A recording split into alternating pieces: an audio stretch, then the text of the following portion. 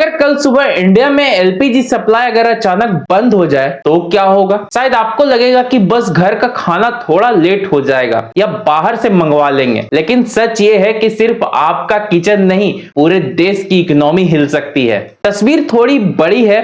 आज भारत के लगभग 30 करोड़ से ज्यादा घर एलपीजी पर निर्भर है। ये वही फ्यूल है जो शहरों की बड़ी बड़ी बिल्डिंग से लेकर गांव की आखिरी घर तक पहुंचता है। लेकिन एलपीजी सिर्फ घरों तक सीमित नहीं है, ये हमारे बिजनेस सेक्टर की जान है। सोचिए उन हजारों रेस्टोरेंट्स और होटल्स और स्ट्रीट फूड स्टॉल्स के बारे में जो हर दिन लगभग लाखों लोगों का पेट भर रहे हैं। वो बेकरी जहां से आपको सुबह का ब्रेड आता है, वो फैक्ट्री जहां चिप्स और बिस्कुट्स बनते हैं, इन सब का चूल्हा एलपीजी से ही चलता है। जब हम एलपीजी की बात करते हैं तो हम दरअसल एक ऐसे इनविजिबल नेटवर्क की बात कर रहे होते हैं जो इंडिया के हर घर और हर प्लेट को आपस में जोड़ता है। अगर इस सप्लाई चेन में जरा सी भी दरार आ गई तो इसका असर सीधा आपकी जेब पर दिखेगा। वैसे अगर आप इस चैनल पर नए हैं तो मैं हूं आपका दोस्त और होस्ट अमीश राज और आप देख रहे हैं स्ट्रेटजी साथी, जहां हम बिजनेस, इकोनॉमी और रियल वर्ल्ड सिस्टम को सिंपल लैंग्वेज में डिकोड करते हैं और समझाने की कोशिश करते हैं। तो अगर आप नए हैं तो जल्दी से सब्सक्राइब करिए इस चैनल को। लेकिन पिछले कुछ महीनों में आपने न्यूज हेडलाइंस देखी होंगी या सोशल मीडिया पर स्क्रॉलिंग के दौरान एलपीजी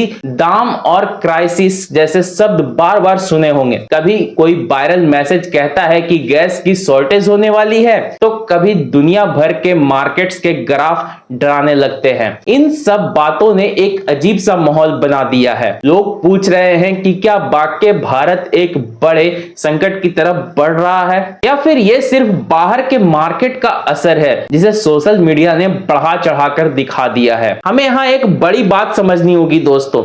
एक होता है दामों का ऊपर नीचे होना और एक जो पुरानी कहानी है और अक्सर चलती रहती है। दूसरा होता है सप्लाई का पूरा रुक जाना, यानी गैस का मिलना ही बंद हो जाना। और तीसरा होता है एक असली क्राइसिस जहां सिस्टम फेल होने लगे। क्या हम सच में बड़े संकट का सामना कर रहे हैं या फिर सिर्फ अफवाहों की वजह से परेशान हो रहे हैं? इसका जवाब ढूंढने के लिए हमें पर्दे के पीछे के बिजनेस और ग्लोबल सिस्टम्स को समझना होगा दोस्तों।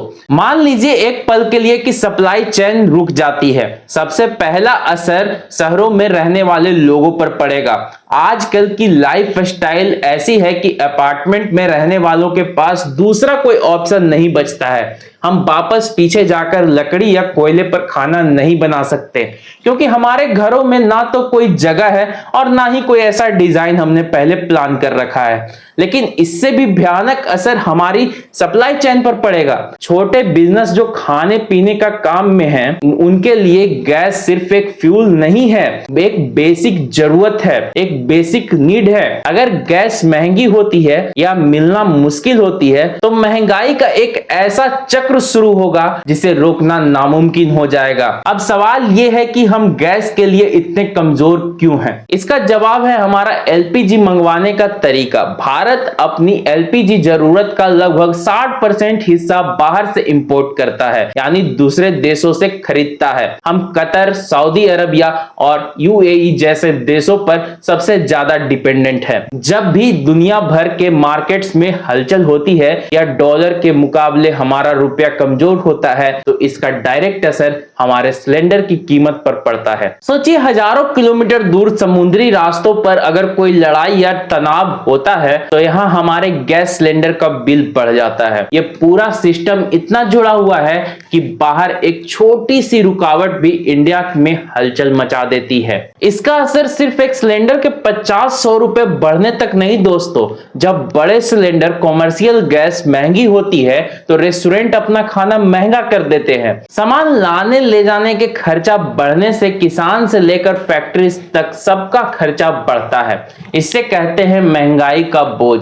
जहां बेसिक चीजें महंगे होने से लोगों का खर्चा करने की ताकत कम हो जाती है।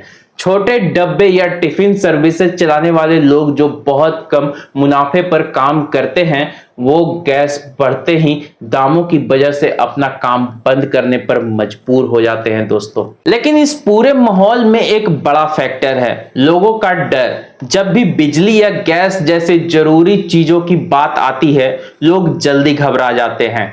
जब लोगों को लगता है कि गैस खत्म होने वाली है, तो वो होर्डिंग यानी जरूरत से ज्यादा सिलेंडर जमा करना शुरू कर देते हैं। एक वायरल वीडियो या एक गलत खबर लोगों को गैस एजेंसी के बाहर लंबी लाइन में खड़ा कर देती है। हमें खुद से यह सवाल पूछना चाहिए, क्या हम सच में किसी बड़े संकट में हैं या हम सिर्फ एक डर को सच मान रहे हैं। ज्यादातर देखा गया है कि गैस तो होती है, लेकिन डर की वजह से लोग उसे ब्लॉक कर देते हैं, जिससे असली शॉर्टेज पैदा हो जाती है। तो फिर रास्ता क्या है? क्या हम हमेशा के लिए एलपीजी पर ही टिके रहेंगे? अब दूसरे ऑप्शन पर बात करना बहुत जरूरी हो गया है। इलेक्ट्रिक कुकिंग या इंडक्शन आज का बड़ा रास्ता बनकर उभर रहा है, खासकर शहरों में। इसके अलावा पीएनजी पाइप्ड नेचुरल गैस जो सीधा आपके घर तक पाइप से आती है, वो सिलेंडर के मुकाबले ज्यादा सेफ और सस्ती पड़ती है। बायोगैस और सोलर कुकिंग पर भी काफी काम हो रहा है। कई लोग कहते हैं कि अगर एलपीजी ना मिली तो क्या हम वापस पुराने जमाने में चले जाएंगे? सच तो यह है कि आज के मॉडर्न शहरों में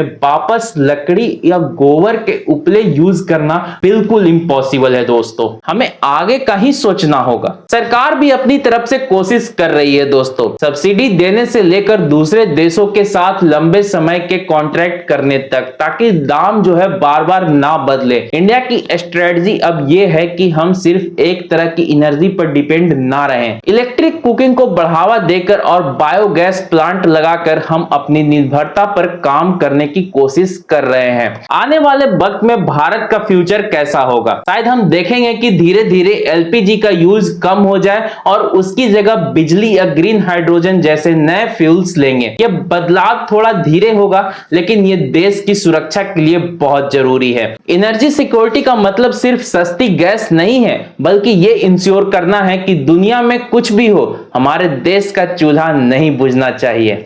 दोस्तों, ये गैस का मसला सिर्फ एक सिलेंडर तक सीमित नहीं है। ये दरअसल एक इशारा है कि दुनिया की इकोनॉमी किस तरफ जा रही है। ये हमें याद दिलाता है कि हम एक ऐसी दुनिया में हैं जहां दूर कहीं हुआ कोई फैसला आपके किचन की आग को कम और ज्यादा कर सकता है। दोस्तों, आपको क्या लगता है, इंडिया का फ्यूचर एलपीजी में है, बिजली से चलने वाले चूल्हों में है, या किसी नए तरीके में है? क्या आपने अपने घरों में इंडक्शन या पाइपलाइन लगवाने का सोचा है? अपनी राय नीचे कमेंट में जरूर बताइए। अगर आपको ये वीडियो पसंद आया तो इसे लाइक करें और उन लोगों के साथ शेयर जरूर करें जो बिजनेस और देश की इकोनॉमी को समझना चाहते हैं। अगले वीडियो में मिलेंगे एक नए सिस्टम के साथ। कमेंट में जरूर बताइएगा कि क्या आपने भी एलपीजी गैस सिलेंडर के लिए लाइन लगाया था, और हमारे चैनल को सब्सक्राइब करना मत भूलिएगा दोस्तों।